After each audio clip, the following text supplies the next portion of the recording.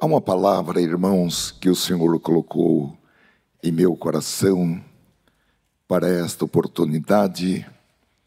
Nós encerramos no sábado uma semana bastante difícil, tanto no cenário nacional como também no cenário internacional. E o Senhor colocou em meu coração um tema para esta noite. E eu coloquei como título: Trabalhemos e oremos pelo Brasil.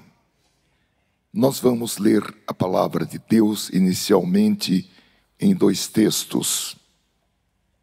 Primeiro, no livro do profeta Jeremias, capítulo 29 do profeta Jeremias, nós vamos ler os versículos 4, 5, 6 e 7.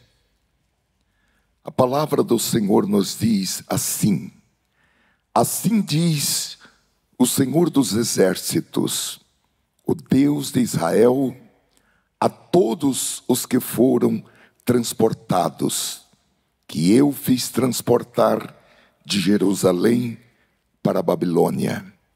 Edificai casas e habitai-as, plantai jardins e comei o seu fruto. Tomai mulheres e gerai filhos e filhas. Tomai mulheres para vossos filhos e dai vossas filhas a maridos, para que tenham filhos e filhas. Multiplicai-vos ali e não vos diminuais. Procurai a paz da cidade, para onde vos fiz transportar, e orai por ela ao Senhor, porque na sua paz vós tereis paz. Amém. O segundo texto, irmãos, nós vamos ler no segundo livro das Crônicas, capítulo 7. A palavra do Senhor nos diz assim: E se o meu povo, que se chama pelo meu nome, se humilhar e orar e buscar a minha face e se converter dos seus maus caminhos, então eu ouvirei dos céus e perdoarei os seus pecados e sararei a sua terra. Amém. Ó Senhor, os nossos corações estão abertos, estão preparados para receber a Tua palavra. É a boa terra, esperando, Senhor, a boa semente. Envia-nos esta palavra com poder de cura divina, com poder de restauração, com poder de vivificação, com poder de vida, em nome de Jesus Cristo. Amém. Meus queridos irmãos, eu gostaria de começar esta palavra com uma pergunta. Depois de lermos e de ouvirmos a leitura desses dois textos, eu creio que cabe essa pergunta em caráter individual. O que você acha que Deus pode nos dizer, como o seu povo que nós somos, com relação a esta cidade de São Paulo, notadamente a zona norte de São Paulo, mas também com relação ao Brasil? Como Deus fala pela sua palavra, eu creio que esses dois textos nos dão a oportunidade e nós vamos fazer uma aplicação, entendendo por esses dois textos o que Deus pode nos falar a respeito da zona norte de São Paulo, de toda esta capital e também do nosso país. E como nós somos uma igreja sem muros, podemos ter uma aplicação até os confins da terra. Porque nas palavras de Jesus, o campo é o mundo. Amém, irmãos? Vamos, porém, irmãos, primeiro a um pouco de história. No ano 597 a.C., o exército babilônico de Nabucodonosor II atacou Jerusalém, que era a capital do reino de Judá. A cidade se rendeu, os invasores capturaram o rei, saquearam o templo e levaram o próprio rei Joaquim, os seus ministros, os altos funcionários, os juízes, os militares, os sacerdotes, os profetas e outros cidadãos e cidadãs proeminentes. Eles foram conduzidos, deportados para a Babilônia na condição de escravos. Era algo aproximadamente em torno de 10.000 pessoas que foram levadas para a Babilônia como escravos, para passarem o resto de suas vidas em terra estrangeira, juntamente com Daniel, Sadraque, Mesaque e Abednego, que haviam sido levados para a Babilônia em uma invasão anterior. A Bíblia registra esse cerco a Jerusalém no segundo livro dos Reis, capítulo 24, do versículo 10 ao versículo 16. Os irmãos depois leiam em casa. Então, meus amados irmãos, eles viajaram aproximadamente 965 quilômetros a pé, passando pelo deserto da Arábia. E essa viagem durou por volta de 3 meses. E então eles chegaram na Babilônia, a cidade mais importante, a maior cidade e a mais magnífica do mundo antigo. A história registra que as muralhas dessa cidade eram tão grossas que 4 carruagens podiam correr lado a lado em volta do seu topo. Segundo os estudiosos, o sistema de segurança dessa cidade contava com 365 torres de guarda sobre os muros.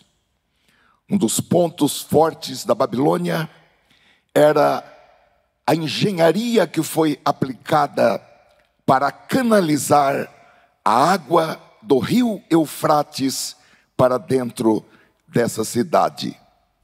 Eles fizeram um canal que passava por baixo das muralhas, fornecendo de forma ilimitada um suprimento de água para a cidade e também para irrigação agrícola, irrigação de plantações.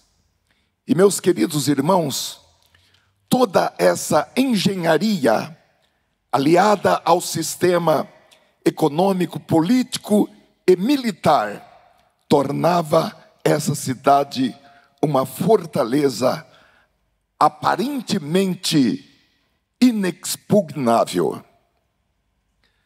Os escravos entraram por um portão chamado Portão de Issatar.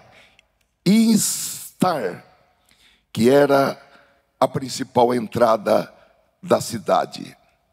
Por muitos anos, esse portão foi considerado uma das 7 maravilhas do mundo antigo, porque esse portão, ele era considerado uma joia, na forma como ele foi feito. A cidade tinha 8 portões que davam acesso à entrada da cidade. E através desse portão, os cativos judeus foram conduzidos para uma rua chamada Rua Processional. Essa rua, ela levava ao palácio de Nabucodonosor e também ao templo de Marduk, que era mais alto que as pirâmides. Alguns estudiosos acreditam que esse templo de Marduk era o antigo local da Torre de Babel.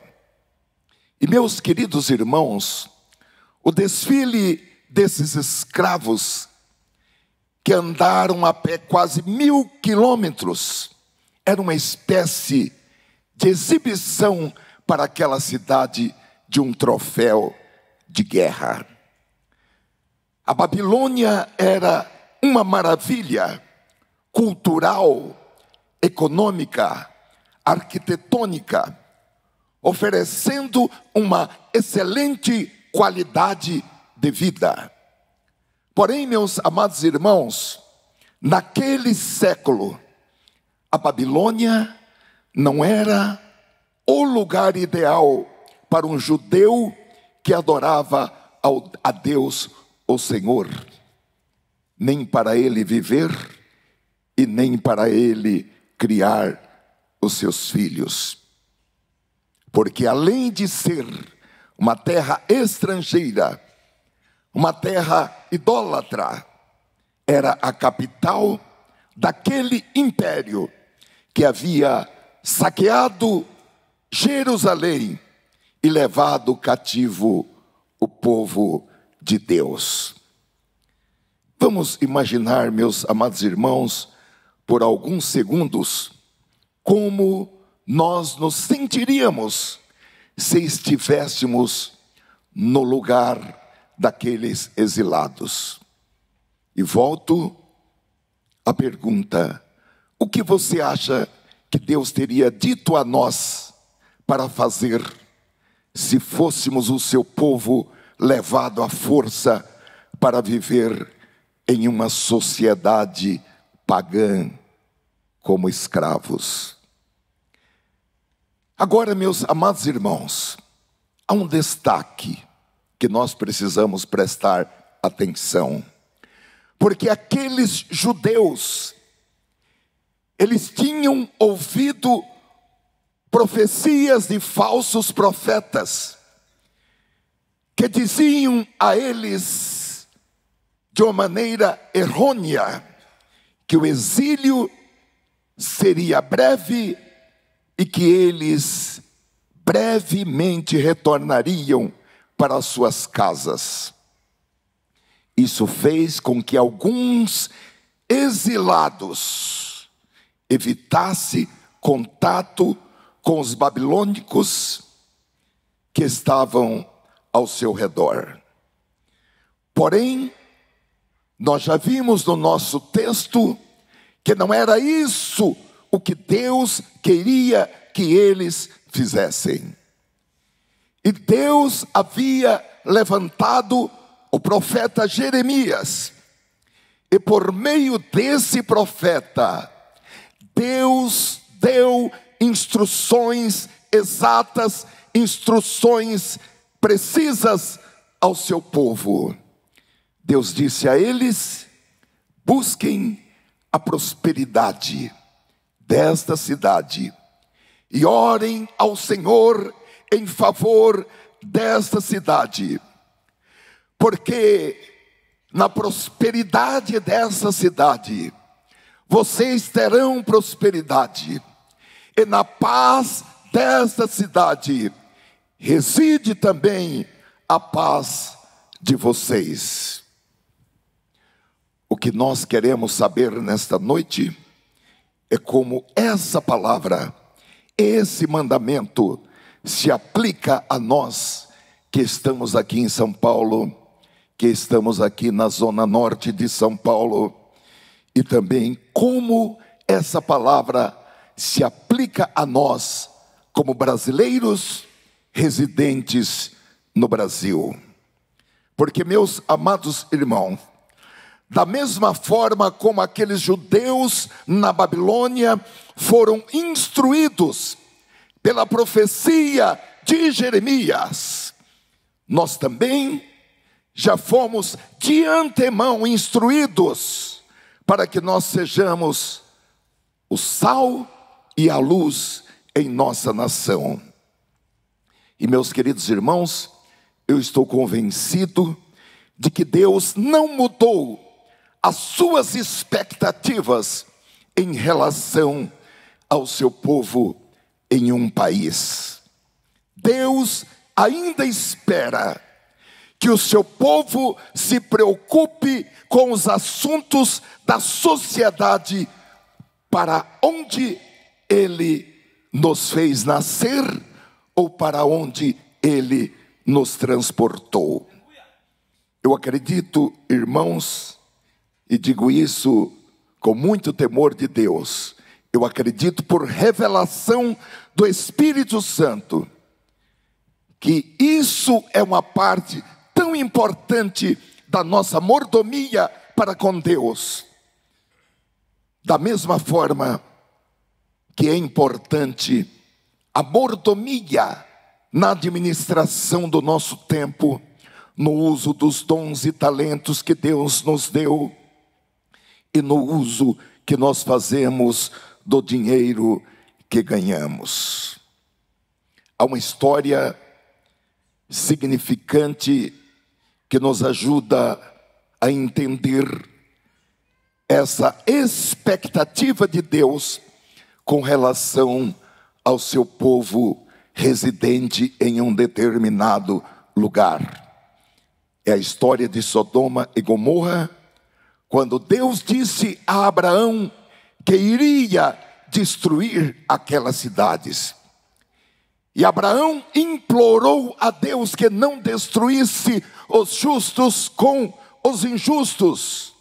E por fim, depois de Abraão ter um longo diálogo com Deus, Abraão perguntou-lhe: Senhor, se houver 10 justos, 10 pessoas boas, pouparás a terra? E Deus disse: sim.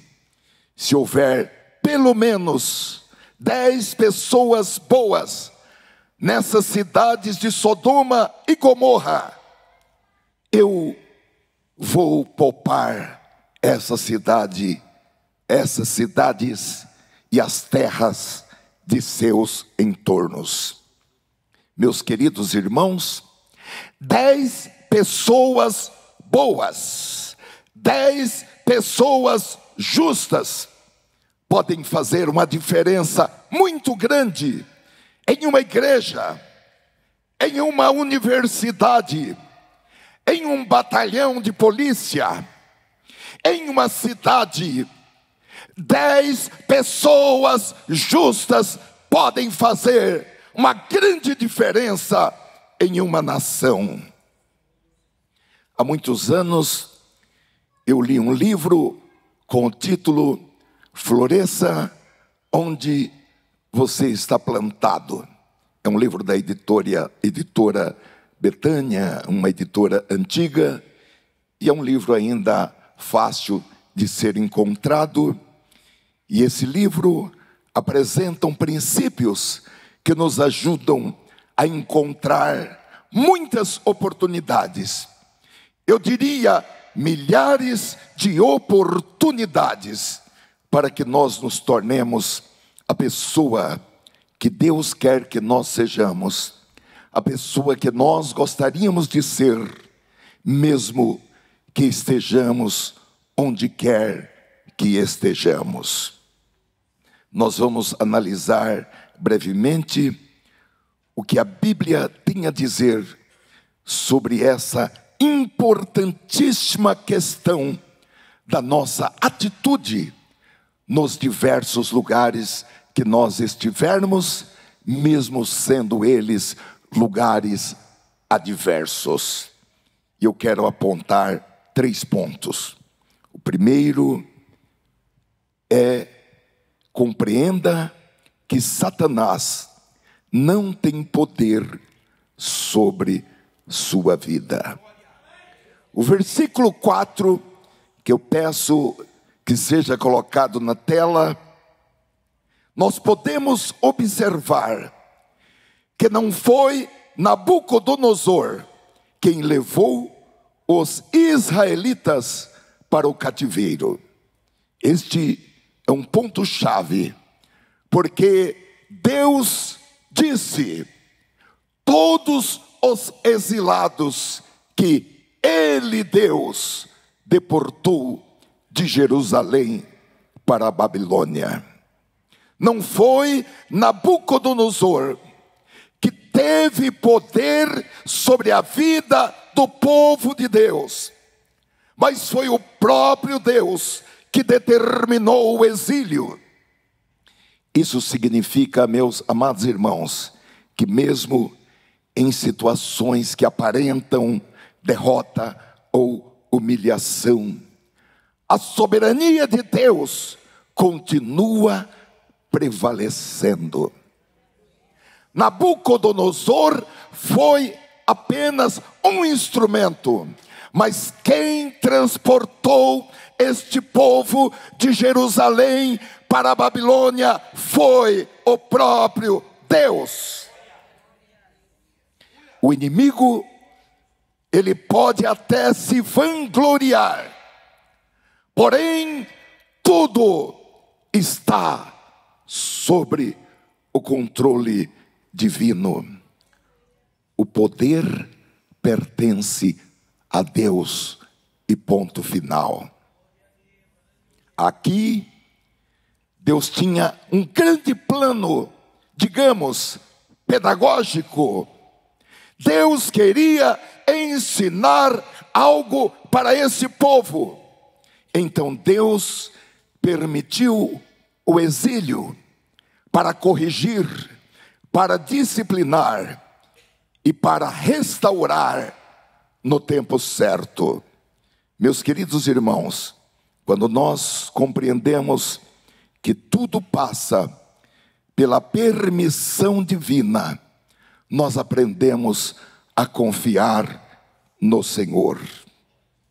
Eu quero dizer a você, se Deus permitiu algo, Ele vai também sustentar você, e Ele próprio vai restaurar, e Ele próprio vai abrir o caminho da vitória. O que o Espírito Santo está nos dizendo é o seguinte: não tenha medo dos Nabucodonosores que aparecerem na sua vida. Sejam eles pessoas, sejam eles sistemas, organizações, governos, empresas, circunstâncias, crises, porque eles não têm autoridade final sobre a sua vida. A autoridade final sobre a sua vida, a última palavra sobre a sua vida pertence a Deus. Em momentos difíceis, meus queridos e amados irmãos, fazem parte de um plano maior, um plano de preparação que Deus tem para nós. Essa dificuldade que você está tendo na sua vida é para que você tenha uma musculatura espiritual, uma musculatura emocional para coisas maiores e complexas que Deus tem na sua vida. É Ele que está no controle da história da sua vida e não o inimigo. inimigo. O inimigo não pode influir e nem influenciar na história da sua vida. A história da sua vida está nas mãos de Deus. O segundo ponto que eu quero, juntamente com os irmãos, fixar a nossa atenção é ficar firme onde você está. Uma das maneiras pelas quais nós florescemos e nós damos frutos é ficar firme onde estamos. Uma linda rosa não cresce se a cada dia o agricultor ou o floricultor estiver transplantando aquela rosa para solos diferentes. Ela permanece firme no solo onde foi plantada, ali ela é nutrida, naquele solo ela é sustentada, e então, meus amados irmãos, ela vai se tornar uma linda rosa e vai florescer. Então o Senhor disse a eles: construam casas e planejem ficar aqui. Para mim, meus amados irmãos, essas palavras são bastante claras. Todavia, nós precisamos recordar que antes do exílio na Babilônia, havia falsos profetas que diziam que qualquer exílio seria de curta duração. Enquanto isso, pela boca do profeta Jeremias, esse exílio seria cerca de 70 anos, o que evidentemente não é pouco tempo, porque 70 anos é um tempo equiparado à vida de uma pessoa. Agora, meus amados irmãos, para nós que depois de tanto tempo estamos lendo essa história, estamos procurando tirar lições desse episódio, parece uma coisa simples, mas vamos imaginar como você se sentiria ao ouvir ou ao ler as palavras que Deus mandou Jeremias escrever para eles. Eles estavam esperando que aquele cativeiro fosse algo em torno de 5 anos, por aí. Talvez a história daquelas profecias haviam corrido por todo lugar, e as pessoas diziam: Deus usou um profeta, e ele disse que em breve nós vamos voltar para casa. Porém, a palavra que o Senhor tinha para o povo era outra. A palavra foi: planejem ficar nesse lugar. Agora, como nós podemos planejar ficar em um lugar que nós não gostamos? Como nós podemos planejar ficar em um lugar para onde nós fomos de maneira forçada, um lugar contra a nossa vontade? É o contrário. Nós não queremos ficar naquele lugar, um lugar que era, ou digamos, é estranho à nossa maneira de ser, à nossa maneira de pensar, à nossa maneira de agir. Eu quero dizer aos irmãos nesta noite, com muita reverência à palavra, com muito respeito aos irmãos e com muito temor de Deus. Às vezes, irmãos, Deus exige que nós permaneçamos firmes em empregos que nós estamos, que nós permaneçamos em relacionamentos que nós estamos. Que nós permaneçamos na mesma localização geográfica atual.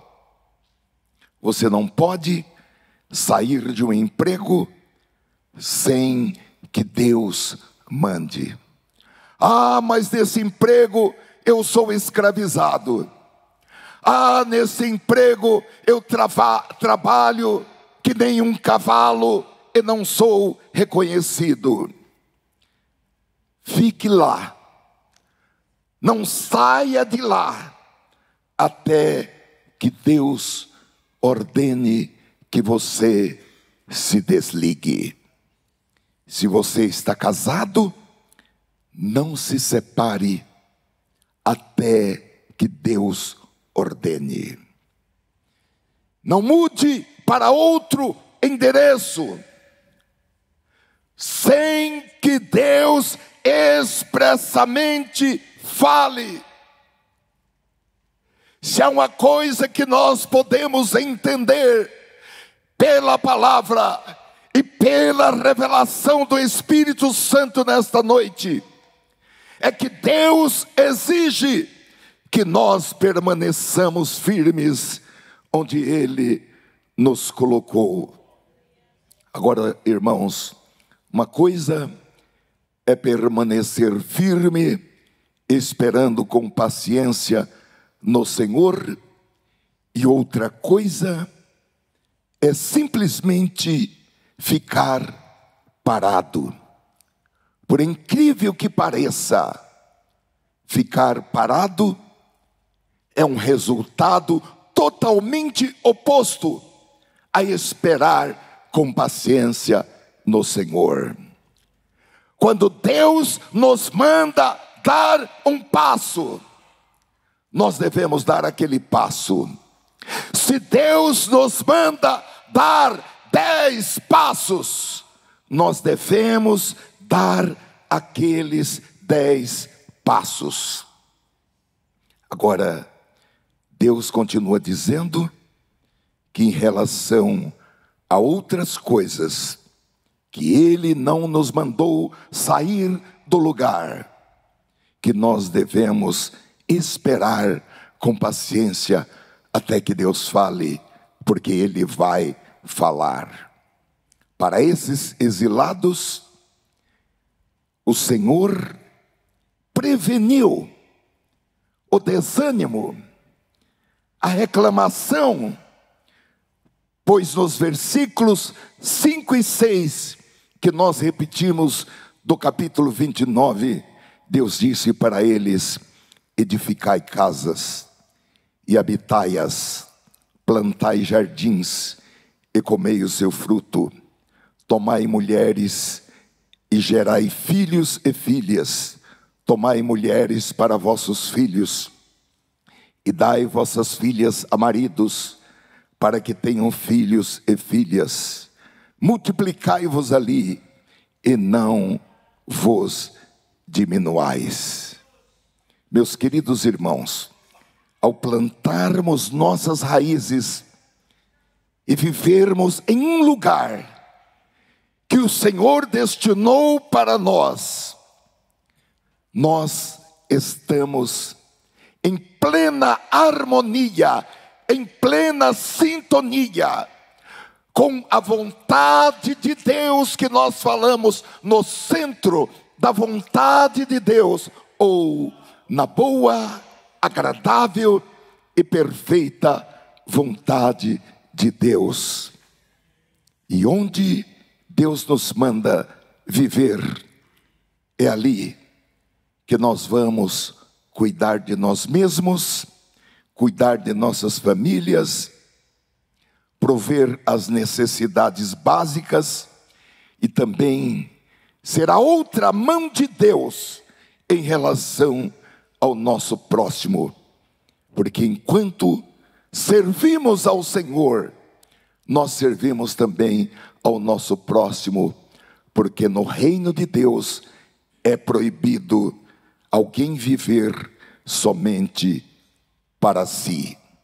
Agora, meus amados irmãos, para os nossos queridos israelitas, eram tempos desafiadores.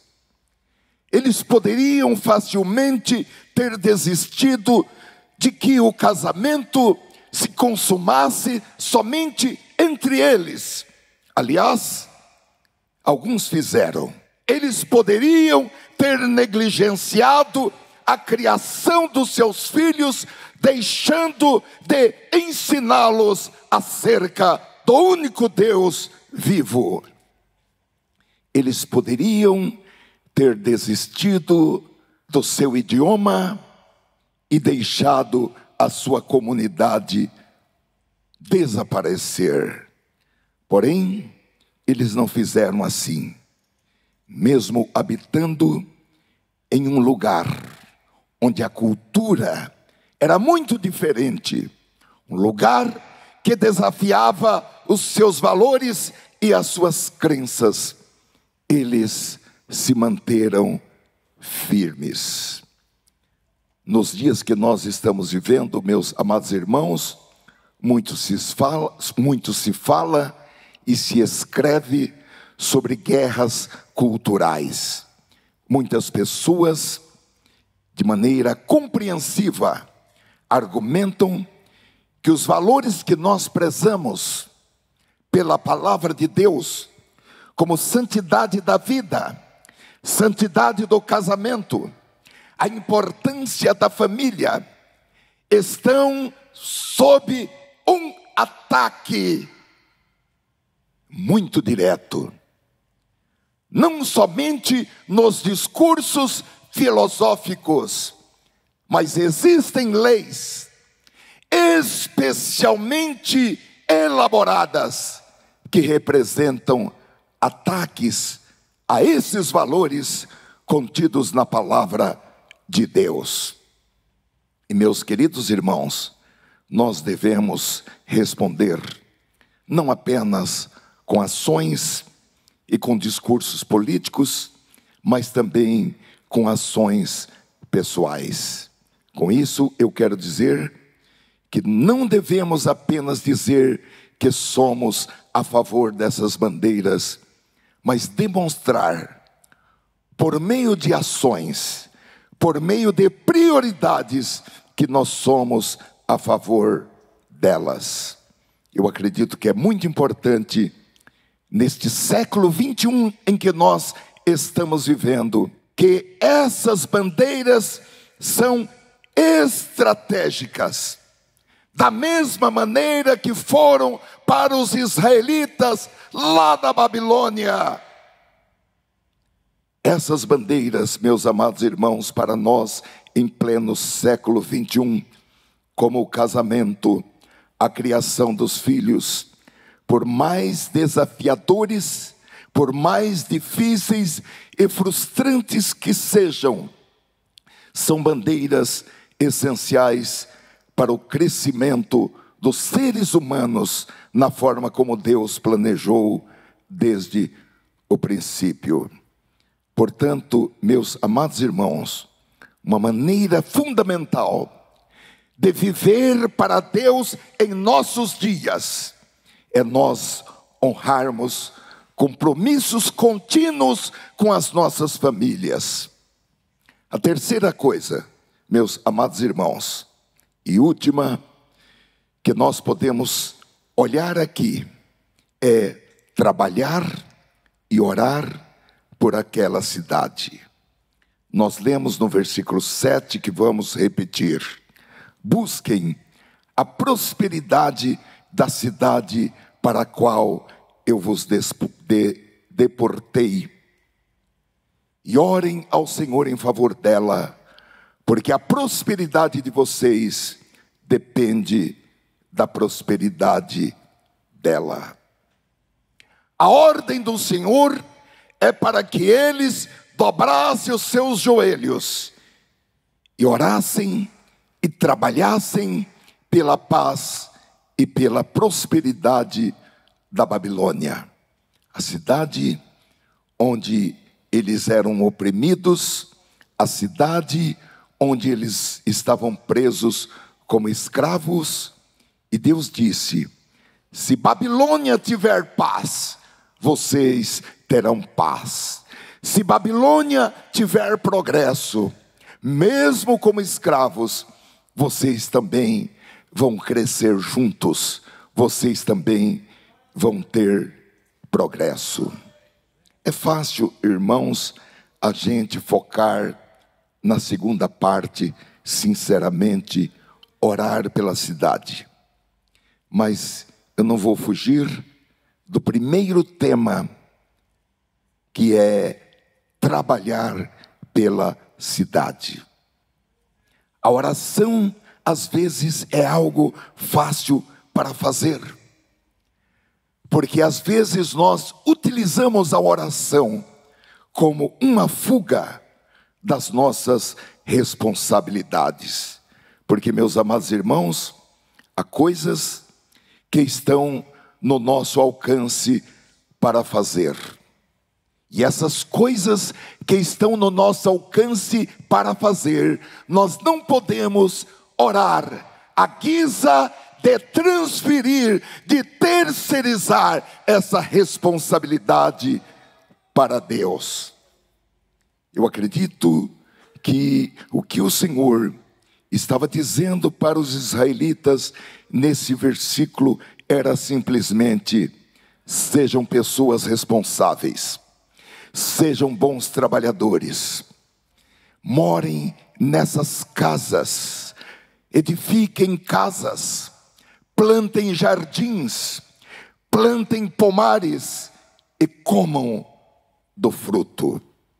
Eu, queridos irmãos, sinceramente acho que era para eles uma tarefa difícil, porque às vezes, quando, para onde quer que você olhe, você sente que ser responsável por aquilo não está te levando a lugar nenhum, especialmente no trabalho, onde você é um trabalhador honesto, onde você é um trabalhador dedicado, onde você não chega atrasado e você não é reconhecido pelos seus chefes. E o outro que chega atrasado, o outro que enche o RH de atestados médicos, ele é reconhecido, ele é promovido, ele é aplaudido. Agora, eu quero que nós pensemos em algo, que é levar em consideração que o seu trabalho contribui para a paz, o seu trabalho contribui para a prosperidade da empresa que lhe empregou, contribui para a prosperidade desta cidade de São Paulo e contribui para a prosperidade do nosso país, o Brasil. Meus queridos irmãos, nós temos que levar isso em consideração. Nós temos que levar em consideração também que o nosso trabalho é muito importante para outras e muitas outras pessoas. Evidentemente, todos nós sabemos que precisamos de mais oportunidades, de mais empregos no Brasil. Nós também sabemos que algumas pessoas parecem tirar mais proveito do nosso trabalho do que nós mesmos, quando notadamente o nosso salário não é compatível com o nosso desempenho, com a nossa produtividade e com os nossos esforços. Porém, eu quero dizer aos irmãos nesta noite que, como discípulos de Cristo, nós não desistimos, nós não nos afastamos de fazer o nosso melhor, de entregar aquilo que deve ser entregado, porque nós estamos passando por experiências injustas em relação a nós mesmos. Isso é uma coisa que não parece muito espiritual, está parecendo mais coisa de RH. Porém, a Bíblia nos diz que uma das maneiras pelas quais nós vivemos para o Senhor neste mundo, é sendo bons trabalhadores, é sendo trabalhadores comprometidos, dedicados, é sendo cidadãos e cidadãs responsáveis e também pagando os nossos impostos, sendo contribuintes corretos no pagamento de nossos impostos. O crente jamais estará no rol dos sonegadores de impostos. Efésios capítulo 6, versículo 5 diz: vós servos, obedecei a vosso Senhor segundo a carne, com temor e tremor, na sinceridade de vosso coração, como a Cristo, não servindo à vista como para agradar aos homens, mas como servos de Cristo, fazendo de coração a vontade de Deus, servindo de boa vontade como ao Senhor e não como aos homens. O apóstolo Pedro também doutrinou nesse sentido na sua primeira carta, capítulo 2, versículo 18 e 19. Vós servos, sujeitai-vos com todo o temor ao Senhor, não somente ao bom e humano, mas também ao mal, porque é coisa agradável que alguém, por causa da consciência para com Deus, sofra agravos, padecendo injustamente. Lucas capítulo 20, versículo 25, são palavras de Jesus que disse: dai, pois, a César o que é de César, e a Deus o que é de Deus. O crente, ele, em sua atividade profissional, em seu trabalho, ele serve como se estivesse fazendo aquele trabalho para Deus. E o próprio Senhor, meus amados irmãos, se encarrega, Ele mesmo, pelo seu próprio poder, pela sua própria mão, pela sua própria ação, Ele vai agir para recompensar a posição que aquela pessoa precisa ter. E a Bíblia diz: agindo eu, o Senhor diz, pela sua palavra, quem impedirá? Tendo Ele estendido o seu braço para abençoar, quem o fará retroceder? Eu conto como testemunho para os irmãos. Eu trabalhei em subtrabalhos até 14 anos. Eu diria dos 6 aos 14 anos. Aos 14 anos surgiu um emprego para eu ser office boy em um cartório. Eu tinha uma bicicleta e eu fui trabalhar nesse cartório, ganhando em 1969 40 cruzeiros por mês. O salário mínimo era de 180 cruzeiros. Portanto, 25% do salário mínimo, um quarto, era 45 cruzeiros. E eu fui ganhar 40 cruzeiros por mês. 3 meses que eu estava trabalhando ali, surgiu um emprego no Bradesco, numa atividade que era chamada contínuo, para ganhar 300 cruzeiros por mês. Minha mãe, sob a direção do Espírito Santo, porque aquele que anda segundo o Espírito e não segundo a carne, ele não decide as coisas pela vista, mas pela fé. Minha mãe disse: esse emprego aí nesse cartório foi Jesus que preparou para você, e você só vai sair quando Ele mandar. Eu fiquei trabalhando nesse cartório, ganhando 40 cruzeiros por mês, e o meu patrão nem isso pagava. Durante quase 2 anos, eu anotei todos os valores que eu recebia: 1 hora 2 cruzeiros, 5 cruzeiros, 10 cruzeiros. E meus amados irmãos, em quase 2 anos, eu recebi apenas 180 cruzeiros. Mas aconteceu que o meu patrão foi afastado, um outro que era o imediato dele também foi afastado, e eu tinha 16 anos de idade.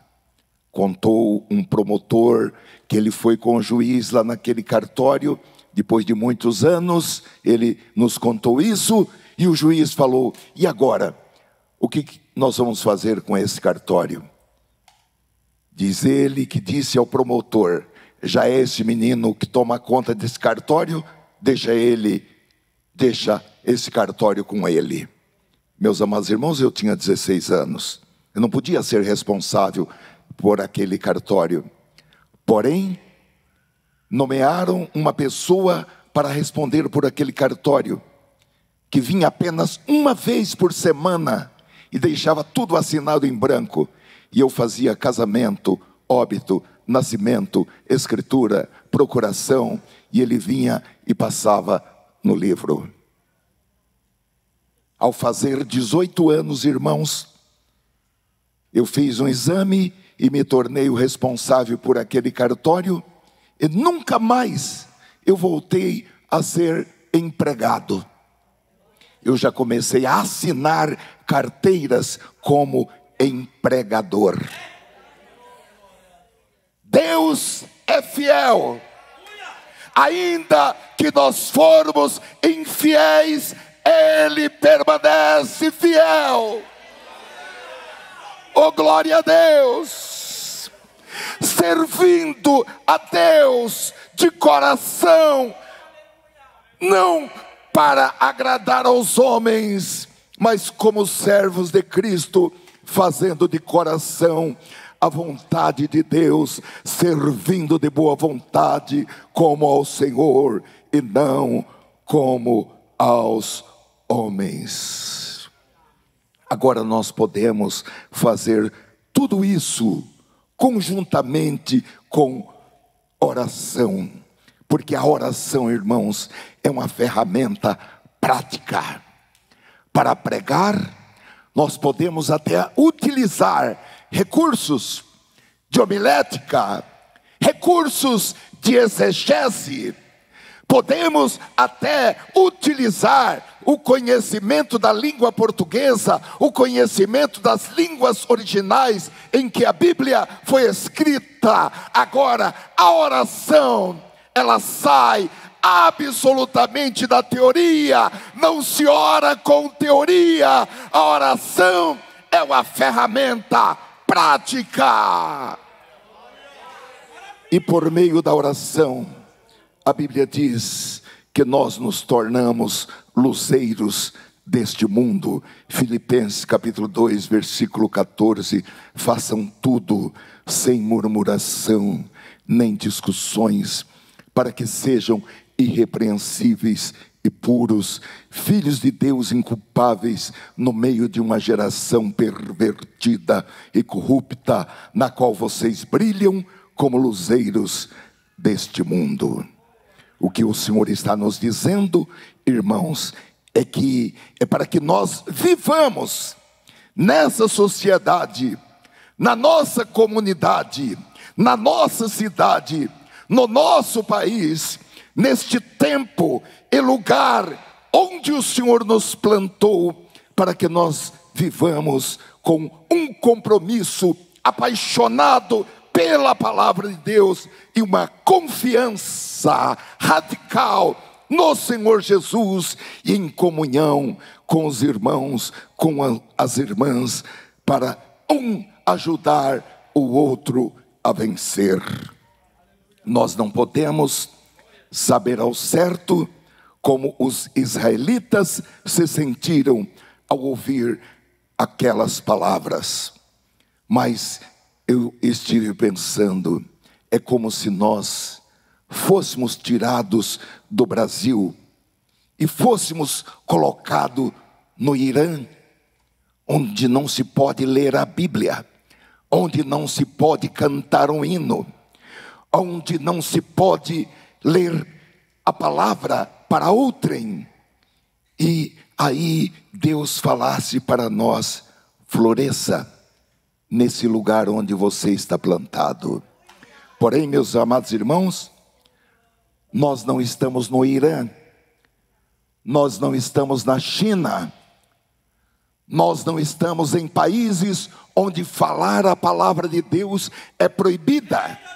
Nós estamos no Brasil, e o Senhor nos plantou aqui para que nós cresçamos e floresçamos e demos frutos para o Senhor.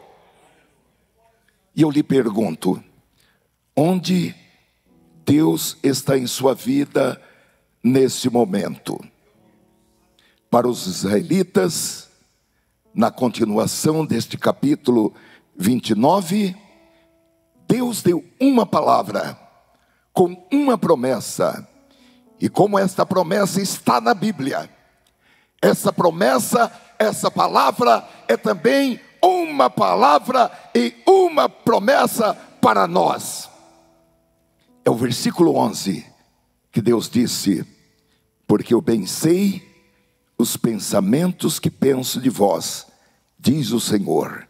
Estando eles lá na Babilônia, Deus disse isso: pensamentos de paz e não de mal, para vos dar o fim que esperais. Eu quero concluir nesta noite dizendo a cada um dos irmãos: Deus ainda tem planos para você. E não um plano qualquer, não é um arremedo. Deus tem um plano original, como era o primeiro plano que Ele tinha para você.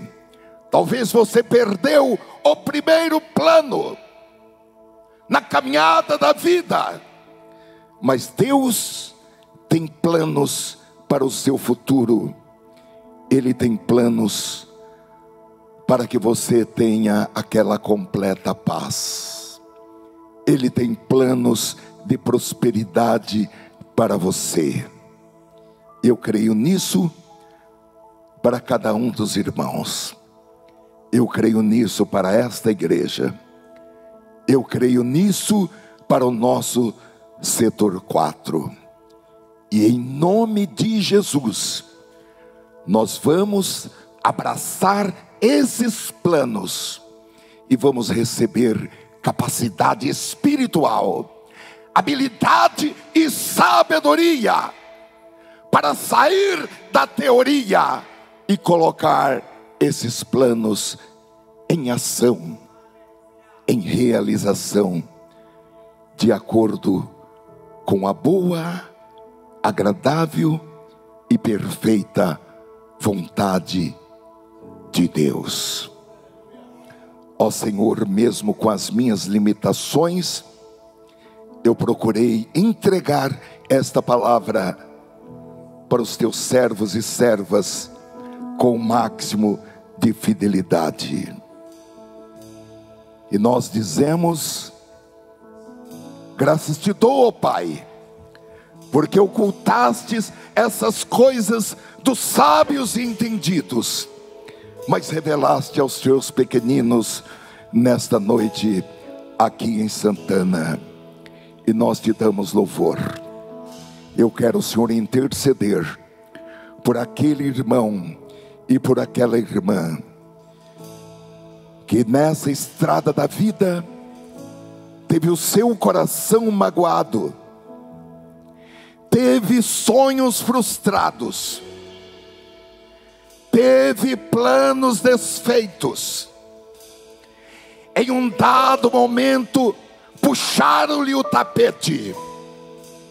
Eu quero pedir, Senhor, por eles, para que eles sejam revigorados, restaurados, para que a esperança seja renovada, aquela esperança viva. Oh, aleluia! Realiza, Senhor, essa metamorfose, para que no abrir dos nossos olhos, dentro de minutos, no abrir dos nossos olhos, nós possamos ter uma nova perspectiva, uma nova cosmovisão, uma nova visão de nós mesmos, uma nova visão do futuro, para que a esperança viva se materialize em nossas vidas, em nome do Senhor Jesus, em nome do Senhor Jesus. Faz, Senhor, chover sobre as nossas almas, faz, Senhor, chover essa esperança viva sobre as nossas almas, em nome de Jesus Cristo, amém, graças a Deus, oh aleluia.